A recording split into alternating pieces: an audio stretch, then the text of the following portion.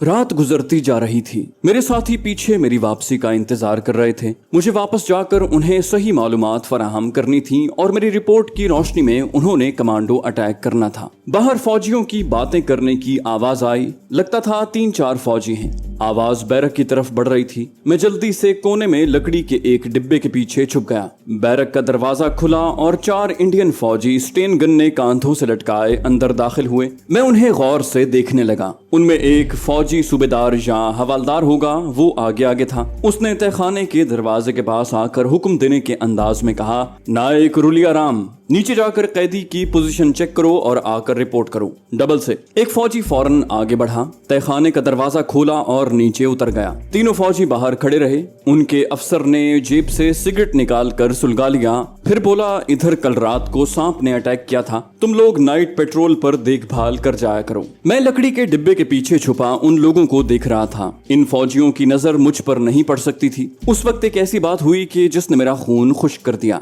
मुझे अपने सांप वाले जिस्म को एक हल्का सा झटका लगा। मैं घबरा गया। मैं वहां से भाग नहीं सकता था। मुझे इल्म था कि मेरे साथ क्या होने वाला है। अभी मैं पहले वाले हल्के झटके से संभल नहीं सका था कि मुझे दूसरा झटका लगा। ये दूसरा झटका ज्यादा जोरदार था।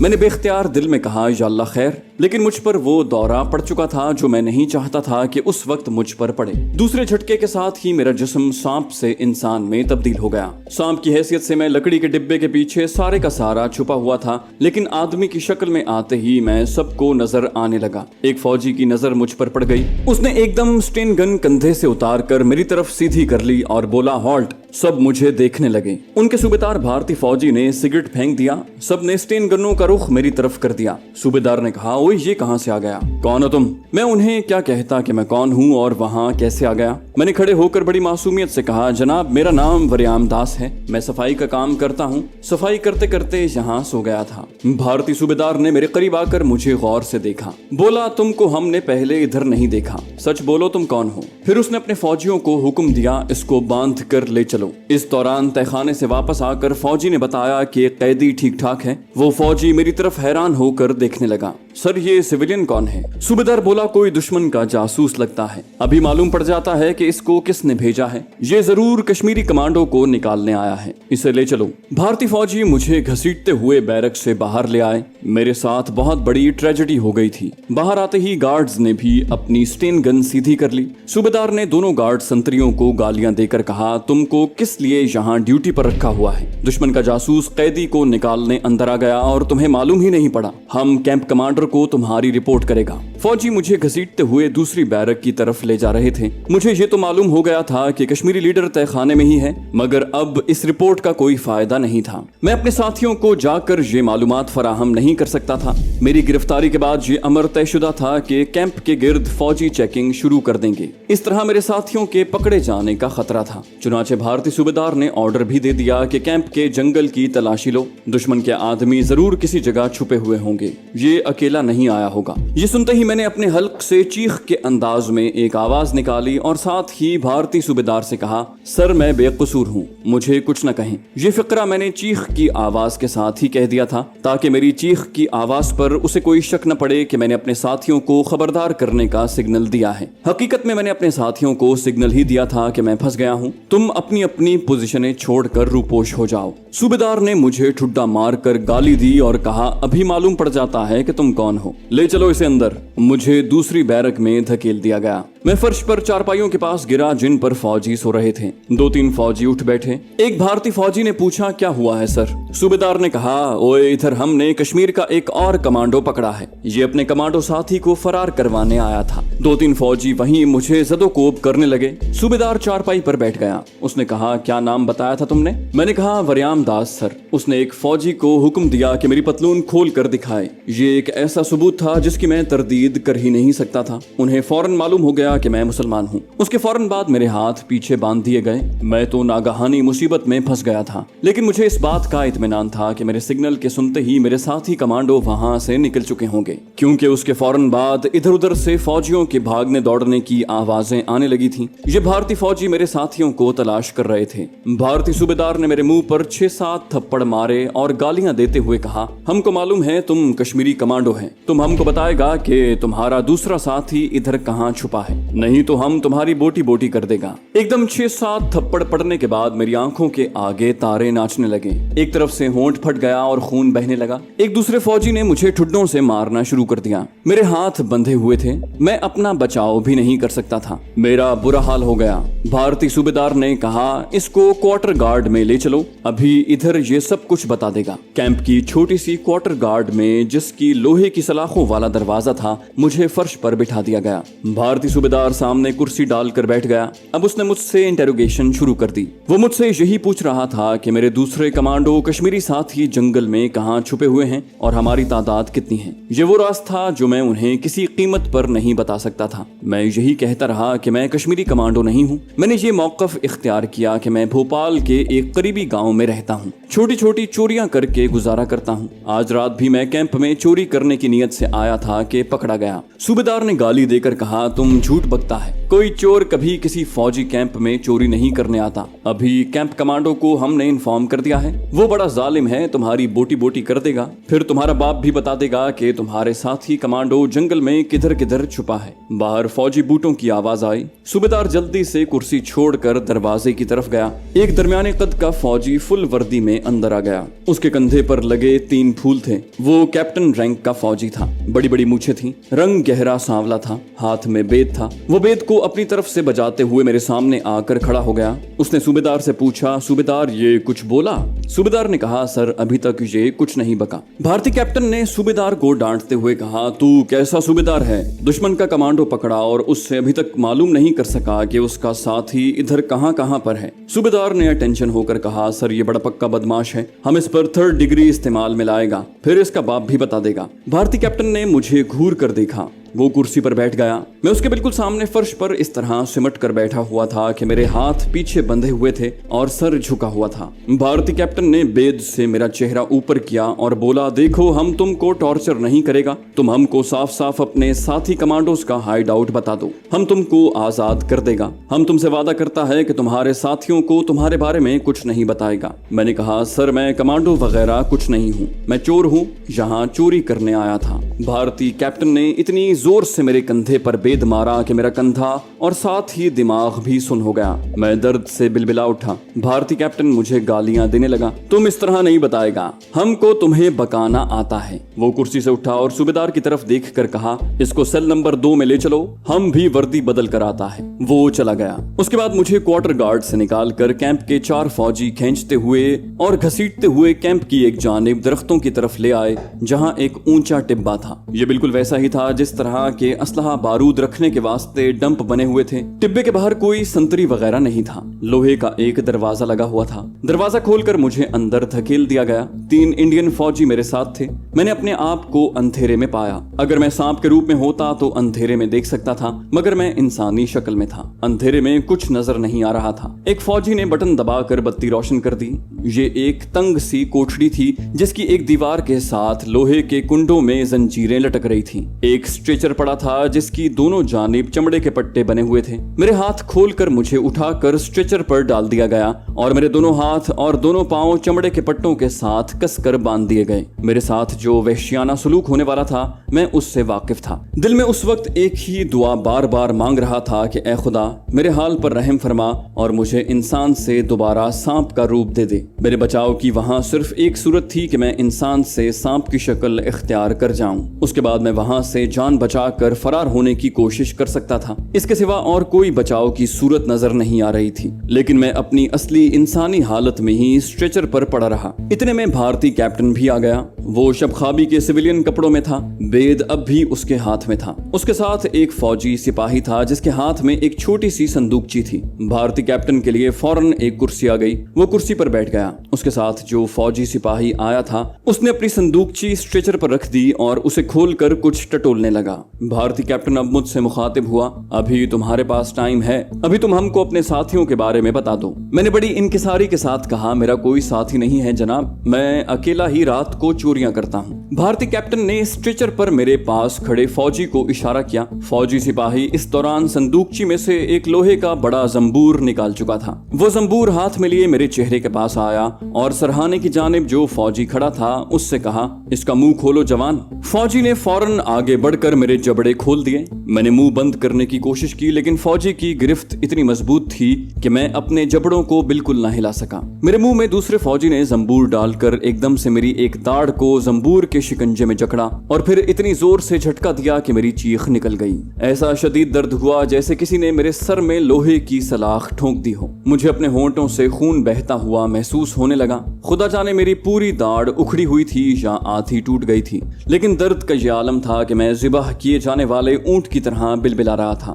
मुझे भारतीय कैप्टन की करख्त आवाज सुनाई थी, हम एक एक करके तुम्हारे सब दांत उखाड़ देगा, नहीं तो अपने साथियों का ठिकाना बता दो। उस वक्त जिस फौजी ने मेरे जबड़े खोले थे उसने हाथ उठा लिए। मेरा मुंह जैसे खून से भर गया था। मैं सिवाय दर्द की शिद्दत से कराहने के और कुछ न बोल सका। भारतीय कैप्टन ने अपना फिक्रा दोहराया। मैंने कराहते हुए कहा, मेरा कोई साथी नहीं, मैं तो एक गरीब चोर हूँ। वो बोला, चलो एक्शन करो। भारतीय कैप्टन ने हुक्म दिया। मेरे सर पर खड़े फौजी ने फौरन मेरा जबड़ा पकड़कर खोल दिया। दूसरे फौजी ने फौरन जंबूर मेरे मुंह में डालकर दूसरी कतार में एक और दाढ़ को शिकंजे में पकड़ा और जबरदस्त झटका देकर मेरी दूसरी दाढ़ को निकाल दिया या तोड़ दिया। मेरे हल्क से डकारने की आवाज निकली। ये आवाज ऐसी थी जैसे आप किसी भैंस की आधी गर्दन काट कर उसे छोड़ दें।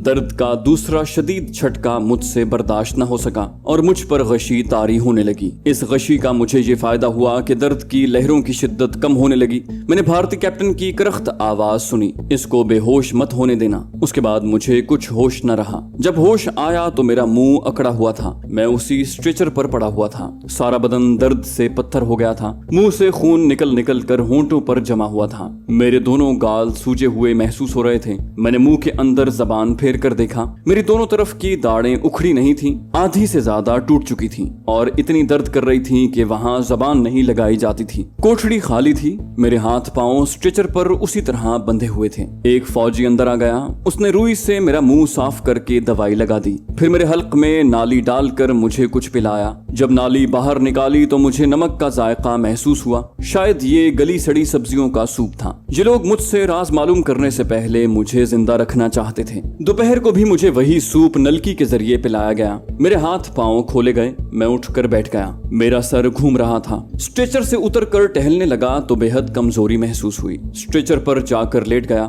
सारा दिन गुजर गया। शाम को भी कोई ना आया। कोठड़ी का दरवाजा बंद था। मैंने उठकर उसे जरा सा बाहर को धकेला, मगर दरवाजा बाहर से बंद था। ये लोग इतने अहमक नहीं थे कि दरवाजा खुला छोड़ देते। रात को भी कोई ना आया। दूसरा दिन भी गुजर गया। फौजी कंपाउंडर आकर मुझे दवाई लगा जाता और सूप पिला जाता। दूसरे दिन रात को दर्द भी कम हो गया। सूजन भी थोड़ी उतर गई। तीसरे दिन मुझे काफी अफाका महसूस हो रहा था, लेकिन उसी रोज दोबारा आफत नाजिल हो गई। वही भारतीय मेजर कैप्टन फिर नमूदार हुआ। इस दफा उसके साथ एक और फौजी था जिसके हाथ में थैला था। थैला उसने मेरे स्ट्रेचर के पास रख दिया। भारतीय मेजर कैप्टन मेरे करीब आकर बोला, क्यों, तुमको कुछ अकल आया? अब भी वक्त है। अगर अपने साथी कश्मीरियों का ठिकाना बता दो तो तुम्हारी जान बच जाएगी। मैंने अपनी तरफ से बड़ी संजीदगी से उसे समझाने की कोशिश करते हुए कहा, जनाबे वाला, मैं झूठ नहीं कह रहा। आप मुझे नाहक पीट रहे हैं। अगर मेरा कोई कश्मीरी साथी होता तो मैं आपको जरूर बता देता, मगर मैं कश्मीरी नहीं हूँ। मैं जिला निकोदर का रहने वाला मुसलमान हूँ। भोपाल के इलाके में आकर बस गया था। काम न चला तो चोरियां शुरू कर दी। एक चोर ने बताया कि इस फौजी कैंप में एक संदूक नोटों से भरा हुआ है। बस उसी के लालच में यहाँ आ गया था। भारतीय फौजी कैप्टन मेरा बयान सुनकर मुस्कुराता रहा। फिर उसका चेहरा गुस्से से और ज्यादा काला हो गया। उसने थैले वाले फौजी को इशारा किया और खुद पीछे हटकर कुर्सी पर बैठ गया। थैले वाले फौजी ने सबसे पहले मेरे हाथ पैर स्ट्रेचर पर बांध दिए। फिर अपने थैले में से बिजली के तारों का गुच्छा निकाला। मेरे टखनों और कलाइयों के साथ क्लैंप बांधे। सब तारें एक तार के साथ जोड़ी और उसका स्विच हाथ में लेकर दीवार वाले बिजली के प्लग के साथ लगाकर भारतीय मेजर कैप्टन की तरफ देखा, जैसे हुक्म का मुंतजर हो। भारतीय मेजर कैप्टन ने मुझसे कहा, मैं तुम्हें एक और चांस दे रहा हूँ। बताओ तुम्हारे साथी जंगल में कहाँ छुपे हुए हैं। मैं समझ गया कि ये लोग मुझे बिजली के झटके देने वाले हैं। मैं अंदर से डर गया था, शायद ये बिजली के झटके मुझे मौत के मुंह में धकेल दें। फौजी ने भारतीय कैप्टन का इशारा पाते ही बटन दबा दिया। मुझे बिजली का शदीद झटका लगा और मैं स्ट्रेचर से 1 फुट ऊपर को उछल कर गिर पड़ा। बिजली का बटन ऑफ कर दिया गया था। मेरा जिस्म इस तरह सनसना रहा था जैसे मेरे सारे जिस्म में चींटियां रेंग रही हों। दिमाग में घंटियां सी बजने लगी, आंखों में तारे नाचने लगे थे और जिस्म में जैसे बिल्कुल जान ही नहीं रही थी। भारतीय मेजर कैप्टन ने एक बार कहा, अब भी बता दो तो तुम्हारी जान बच जाएगी। मैंने कोई जवाब न दिया और आहिस्ता आहिस्ता कर रहा। दूसरी बार मुझे फिर बिजली का झटका दिया गया। ये झटका 1 सेकंड से भी कम वक्फे का होता था, मगर इतने वक्फे में ही मेरे जिस्म से जैसे मेरी रूह निकल जाती थी। तीसरे झटके पर मुझे कोई होश न रहा। होश आया तो मैं उसी तरह स्ट्रेचर पर पड़ा था और जिस्म रुई की तरह धुनका हुआ महसूस हो रहा था। सारी रात उसी तरह पड़ा रहा। शायद सुबह होने वाली थी कि मुझे स्ट्रेचर से खोलकर एक बाथरूम में ले जाया गया, जहां मेरे लिए एक टब में नीम गर्म पानी था। भारतीय फौजी जो मुझे वहां लाया था बोला, अच्छी तरह अपने मुसलमानों वाले तरीके से नहा धो लो, ये तुम्हारी जिंदगी का आखिरी दिन है। वो चला गया। मैं यही समझा कि ये सब कुछ मुझे डराने के लिए किया जा रहा है। फिर ख्याल आया कि होशंगाबाद का ये फौजी टॉर्चर सेल इस मामले में बहुत बदनाम थे कि यहाँ कश्मीरी मुजाहिदों को सिर्फ इसीलिए लाया जाता है कि उनसे जितनी मालूमात हासिल हो सकती हैं हासिल करके उन्हें मौत के घाट उतार दिया जाए। यहाँ से कभी कोई कश्मीरी मुजाहिद जिंदा वापस न जा सका था। ये सोचकर मैंने एक बार खुदा से अपनी जिंदगी की दुआ मांगी और कहा कि ऐ खुदा, मुझे इन जालिमों की अजियतनाक मौत से बचा ले। मैंने नीम गर्म पानी से अपने जिस्म को पाक साफ किया, वही पुरानी कमीज और पुरानी पतलून पहनी और फौजी मुझे वापस कोठरी में ले आया। मुझे खाने को थोड़े से चावल और शोरबा दिया गया। मैं स्ट्रेचर पर लेट गया। मुझे अपनी बीवी का ख्याल आया, खुदा जाने अब उससे कब मिलना होगा, उससे मिल भी सकूंगा या नहीं। कमांडो खालिद और कमांडो हारून के बारे में मुझे मालूम था कि वो सिर्फ 2 दिन जंगल वाले खुफिया हाइड आउट में मेरा इंतजार करेंगे। उसके बाद या तो भोपाल वापस चले जाएंगे और या अपने तौर पर कोई मंसूबा बंदी करके कैंप पर हमला करने की कोशिश करेंगे ताकि कश्मीरी लीडर को रिहा करवाया जा सके। जहां तक मेरा ख्याल था, कमांडो खालिद शायद ऐसा न करे, क्योंकि फौजी कैंप पर बराह रास्त हमला करने से एक तो कामयाबी के इम्कानात बहुत कम थे, दूसरे इस बात का भी डर था कि कैंप कमांडर कश्मीरी लीडर को फौरन हलाक न कर दे। मालूम नहीं ये मेरे नीम गर्म पानी से नहाने का असर था या दौरे का वक्त पूरा हो गया था। मेरे जिस्म पर पहले तो कपकपी तारी हो गई, उसके बाद पसीना आने लगा। मैं समझ गया कि मुझे बुखार हो गया है, मगर मेरा जिस्म गर्म नहीं था। मैं स्ट्रेचर पर से उठकर बैठ गया। अचानक मुझे छोटे छोटे झटके लगने शुरू हो गए। मैं समझ गया कि मेरे साथ क्या होने वाला था। मैं खुश हुआ क्योंकि मैं सांप की शक्ल इख्तियार करने वाला था और सिर्फ सांप की शक्ल में आकर ही मैं इन दरिंदों की कैद से न सिर्फ आजाद हो सकता था, बल्कि इनसे अपने ऊपर किए गए वहशियाना तशद्दुद का इंतकाम भी ले सकता था। ये पहला मौका था कि मैं बड़ी बेताबी से खुद को सांप में तब्दील होने का इंतजार कर रहा था। मैंने गैर शऊरी तौर पर आंखें बंद कर ली थी। फिर जैसा कि हुआ करता था, मुझे मेरे जिस्म का बोझ हल्का महसूस होने लगा। मैंने अपना बाजू ऊपर उठाया तो मुझे उसका बोझ भी हल्का लगा। उसके बाद एक गर्म रॉ मेरे जिस्म में से गुजर गई और दूसरे लम्हे मैं सांप की शक्ल में स्ट्रेचर पर पड़ा था। सांप की शक्ल में आते ही मैं स्ट्रेचर से उतर गया। सेल में उस वक्त कोई नहीं था। मैं सोचने लगा कि मुझे क्या करना चाहिए। वहां मुझे 2 काम करने थे। पहला काम तो ये था कि मुझे इन भारतीय फौजियों को हलाक करना था जिन्होंने मुझे अजियतें दी थी। दूसरा अहम काम अपने कश्मीरी लीडर को वहां से निकाल कर ले जाना था। मैंने कैंप कमांडर मेजर कैप्टन की शक्ल तो देख रखी थी, मगर मुझे मालूम नहीं था कि वो उस वक्त कहाँ होगा। इस कोठरी में मेरा ज्यादा देर रहना भी ठीक नहीं था। कोई फौजी अंदर आ जाता तो वो मुझे देख सकता था और हलाक कर सकता था। मैं दरवाजे की तरफ बढ़ा कि यहाँ से तो बाहर निकलूं, बाहर जाकर कहीं छुप जाऊंगा। फिर कैंप कमांडर भारतीय कैप्टन को तलाश करके सबसे पहले उसे डसूंगा। जैसे ही मैं दरवाजे की तरफ बढ़ा, बाहर से एक फौजी दरवाजा खोलकर अंदर आ गया। ये वही फौजी था जिसने मुझे बिजली के झटके दिए थे। वो हिंदू था। उसे भारतीय कैप्टन ने उसके हिंदू नाम से एक बार पुकारा था। मुझे ये भी ख्याल था कि कहीं यहाँ कोई मुसलमान ना हो, क्योंकि इंडियन आर्मी में थोड़े बहुत सही मगर मुसलमान फौजी भी होते हैं और मैं अपने किसी मुसलमान भाई को डसना नहीं चाहता था, खा उसके हाथों मुझे कितनी ही तकलीफ क्यों ना पहुंची हो। मैं जल्दी से कोने में छुप गया। एक तो मैं एक छोटा सा सांप था, दूसरा मेरा रंग भूरा था, मैं थोड़े से अंधेरे में बिल्कुल नजर नहीं आता था। भारतीय फौजी ने स्ट्रेचर को देखा, वहाँ मैं नहीं था। वो अपने आप से कहने लगा, ये साला किधर चला गया। मैंने इंसानी आवाज में कहा, मैं तुम्हारा बाप स्ट्रेचर के पास हूँ। भारतीय फौजी ने चौंक कर दाएं बाएं देखा कि ये आवाज कहाँ से आई है। कमरे में तो कोई इंसान नहीं है। मैंने देख लिया था कि उसके पास कोई हथियार नहीं था, वो मुझे हलाक नहीं कर सकता था। मैं कोने में से निकलकर उसके सामने आ गया। उसने अपने सामने एक सांप को फन फैलाए आते देखा तो थर थर कांपने लगा, मगर फौरन ही उसने आगे बढ़कर मुझे ठुड्डा मारकर हलाक करना चाहा तो मैं उसकी टांग से लिपट गया। उसने घबरा कर अपनी टांग पर हाथ मारकर मुझे हटाने की कोशिश की। मैंने उसके हाथ पर डस दिया और उछल कर परे हो गया। भारतीय फौजी के जिस्म में मेरे जहर का दाखिल होना ही शर्त थी। जैसे ही उसके खून ने मेरे जहर का जायका चखा, वो वहीं ढेर हो गया। तो दोस्तों, ये थी हमारी आज की एपिसोड। उम्मीद करते हैं आपको हमारी कहानी पसंद आई होगी। जाने से पहले इस वीडियो को लाइक कीजिए और शेयर करना मत भूलिए। कमेंट करके हमें बताइए कि आपको हमारी वीडियो कैसी लगी। और अगर अभी तक आपने इस चैनल को सब्सक्राइब नहीं किया तो इसे सब्सक्राइब कीजिए और बेल आइकन दबाकर ऑल नोटिफिकेशंस ऑन कर लीजिए।